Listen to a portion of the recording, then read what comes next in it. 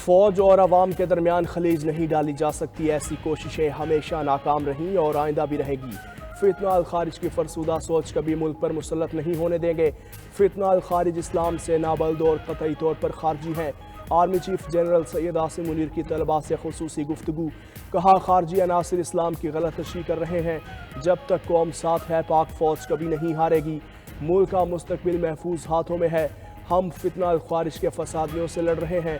فتنہ الخارج کے حوالے سے قرآن مجید میں واضح سزائیں متعین ہیں۔ یہ فتنہ الخارج کی شریعت اور دین کی بات کرتے ہیں، ہم قوم ریڈ کی طرح لڑتے ہیں۔ دہشت گرد ہتھیار پھینک دے تو ریاست سے رحم کی توقع کر سکتے ہیں۔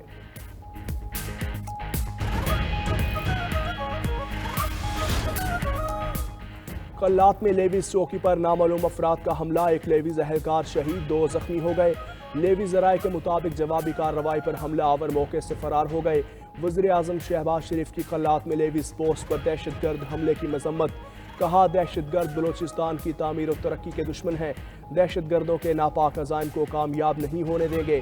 وفاقی وزیر داخلہ محسن نقوی نے کہا کہ شہید لیویز اہلکار علی نواز کی قربانی کو سلام پیش کرتے ہیں۔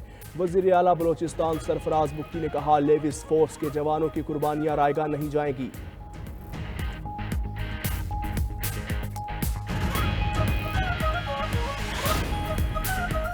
کسی کو بھی ریاست کو چیلنج کرنے کی اجازت نہیں دیں گے، ماضی میں بھی ہم دہشت گردی کا مقابلہ کرتے ہوئے کامیاب ہوئے۔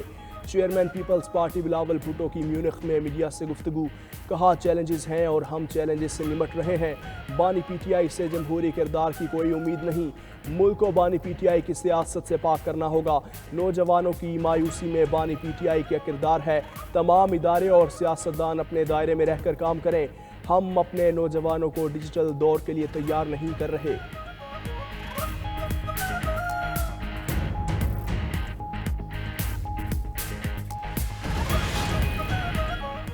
راولپنڈی میں خشک سالی کے باعث سے ایمرجنسی نافذ، بارشیں نہ ہونے پر زیر زمین پانی کی سطح مزید کم ہو گئی۔ راول ڈیم میں صرف 45 دن پانی کا ذخیرہ رہ گیا۔ خانپور ڈیم کی بھل صفائی کے باعث پانی کی سپلائی میں مزید کمی کر دی گئی۔ سروس اسٹیشنز اور گھروں میں گاڑیاں دھونے پر 1 ماہ تک پابندیاں عائد، بارشیں نہ ہوئیں تو گاڑیاں دھونے پر پابندی میں توسیع کر دی جائے گی۔ ایم ڈی واسا کا کہنا ہے کہ راولپنڈی میں پانی کی یومیہ طلب 70 ملین گیلن ہے، 51 ملین گیلن یومیہ کی سپلائی میں مزید 5 ملین گیلن یومیہ کمی کر دی۔ فروری اور مارچ میں بارشیں نہ ہوئیں تو پانی کا مسئلہ سنگین ہو جائے گا۔ شہر میں تعمیرات پر پابندی عائد کر دی گئی، خلاف ورزی پر چالان ہوگا، پرچہ بھی کٹے گا۔ لاہور میں چیمپئنز ٹرافی کا کرٹن ریزر شو کچھ دیر بعد، شاہی قلعہ میں رنگا رنگ افتتاحی تقریب کی رونمائی، تیاریاں مکمل۔ گلوکار عاطف اسلم چیمپئنز ٹرافی کا آفیشیل ترانہ گائیں گے۔ پی سی بی، آئی سی سی حکام اور غیر ملکی مہمان اور ٹیم شریک ہوں گی۔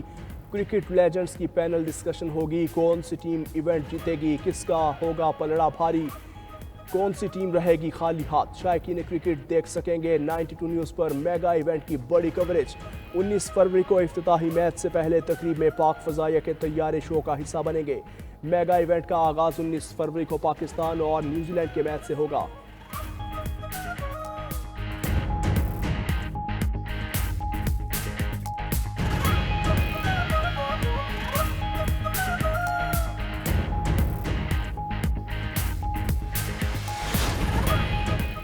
سپر سیڈر سے زراعت میں جدت کا خواب حقیقت بن رہا ہے۔ وزیر اعلیٰ پنجاب مریم نواز کہتی ہیں لیبر کاسٹ، وقت اور ایندھن کی بچت سے کسانوں کو بڑا ریلیف ملا، پیداواری لاگت میں کمی اور زیادہ منافع ہماری حکمت عملی کا حصہ ہے۔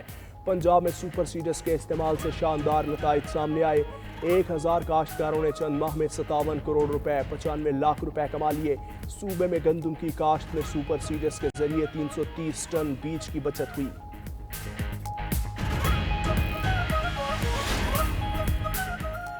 سندھ حکومت 16 سالہ حکمرانی کی آڑ میں کرپشن کر رہی ہے، صوبے میں کہیں پر آئین اور قانون کی حکمرانی نظر نہیں آتی، ایک لاوا پک رہا ہے جو کسی بھی وقت پھٹ سکتا ہے۔ فاروق ستار، متحدہ رہنما فاروق ستار کی کراچی میں نیوز کانفرنس، کہا سندھ حکومت کی ناانصافیوں کا سلسلہ جاری ہے، کراچی میں پہلے ٹرانسپورٹ مافیا ہوتا تھا، اب ڈمپر مافیا ہے، 100 سے زائد شہری ڈمپر مافیا کی نظر ہو گئے اور حکومت خاموش ہے۔ ترجمان سندھ حکومت سمیتا افضال سید نے جواب میں کہا کہ ایم کیو ایم اب نہ گھر کی رہی نہ گھاٹ کی، متحدہ الزامات لگا کر عوامی ہمدردی سمیٹنا چاہتی ہے۔ سب کو پتہ ہے کراچی کا امن کون خراب کرتا رہا۔ کراچی میں ہیوی ٹریفک سے حادثات میں شہریوں کی اموات۔ گورنر سندھ کامران کسوری نے قائم مقام chief justice Sindh high court کے نام دوسرا خط لکھ دیا۔ موقف اپنایا کہ شہر میں انتظامی غفلت اور قانون سے روگردانی حادثات کی بڑی وجہ ہے۔ ٹریفک حادثات میں شہریوں کی ہلاکت سنگین مسئلہ ہے۔ عدالت کا واضح فیصلہ ہے کہ صبح 7 سے رات 11 بجے تک بھاری ٹریفک شہر میں داخل نہیں ہو سکتی۔ اس حکم کے باوجود اس پر عمل درآمد میں عدم تسلسل کی شکایات مسلسل بڑھ رہی ہیں۔ امید ہے عدالت اپنے احکامات پر عمل درآمد یقینی بنائے۔ سندھ حکومت اپنی ناکامی وفاق پر نہ ڈالے۔ 16 برس سے سندھ میں پیپلز پارٹی کی حکومت ہے، نون لیگ کی نہیں۔ وزیر اطلاعات پنجاب عظمہ بخاری کی تنقید۔ کہا مالی سال ختم ہونے والا ہے، ابھی تک وزیر اعلیٰ سندھ اپنے علاقے کی گلیاں، سڑکیں اور ہائی ویز نہیں بنا پائے۔ مراد علی شاہ واحد وزیر اعلیٰ ہیں جنہیں اپنے حلقے میں کام کروانے کے لیے بھی وفاق کی ضرورت پڑتی ہے۔ ڈمپرز روزانہ کی بنیاد پر کراچی کے شہریوں کو اڑا رہے ہیں، کیا وہ بھی وفاق کا مسئلہ ہے؟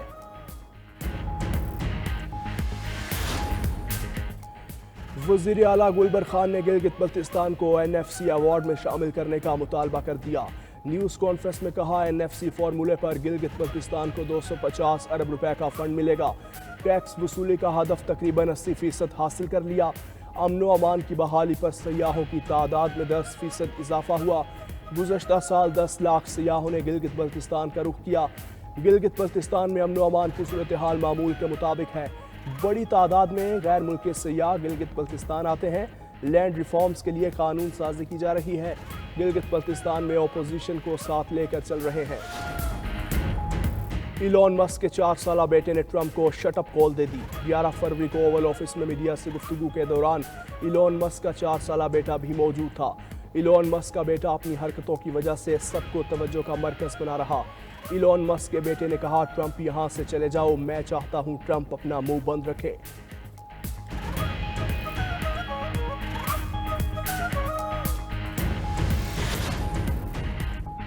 امریکہ نے تارکین وطن کے کیس سننے والے ججز پر تلوار چلا دی۔ 20 امیگریشن ججز عہدوں سے برطرف، 13 ججز نے ابھی عہدے کا حلف اٹھانا تھا۔ امریکی میڈیا کے مطابق 5 اسسٹنٹ چیف امیگریشن ججز کو بغیر کسی نوٹس کے نکال دیا گیا۔ امریکی محکمہ انصاف کے آفس برائے امیگریشن کے ماتحت 700 ججز ہے۔ ججز کی برطرفی وفاقی ملازمین میں بڑے پیمانے پر چھانٹیوں کا حصہ ہے۔ امیگریشن عدالتوں میں پناہ گزینوں کے 37 لاکھ سے زائد کیسز زیر سماعت ہیں۔ دوسری طرف ٹرمپ انتظامیہ نے ایٹمی ہتھیاروں کی نگرانی کرنے والی ایجنسی کے 300 ملازمین کو بھی نکال دیا۔ نیشنل نیوکلیئر سیکیورٹی ایڈمنسٹریشن سے بھی 50 ملازمین برطرف کیے گئے۔ امریکی کانگریس کا اہم ایجنسی سے ملازمین کی برطرفیوں پر خدشات کا اظہار۔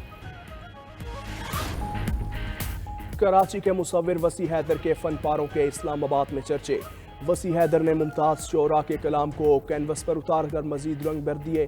شعراء کے خیالات کو رنگوں کے ذریعے تصاویر میں ڈھال دیا۔ 21 فن پارے اکادمی ادبیات میں نمائش کے لیے پیش۔ ادبی شخصیات وسیع حیدر کے کام کی معترف۔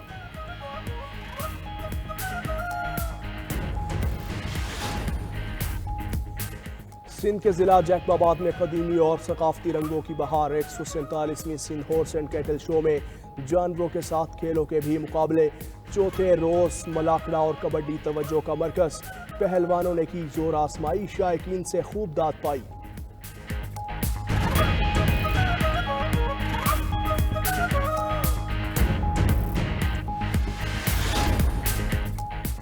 اور زین محمود نے دوسری بار جیپ ریلی کا فائنل اپنے نام کر لیا۔ چولستان جیپ ریلی پری پیڈ کیٹیگری فائنل راؤنڈ میں زین محمود نے مقررہ فاصلہ 3 گھنٹے 56 منٹ میں طے کیا۔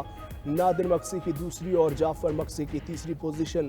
پری پیڈ کیٹیگری کے لیے مجموعی ٹریک کا فاصلہ 452 کلومیٹر رکھا گیا تھا۔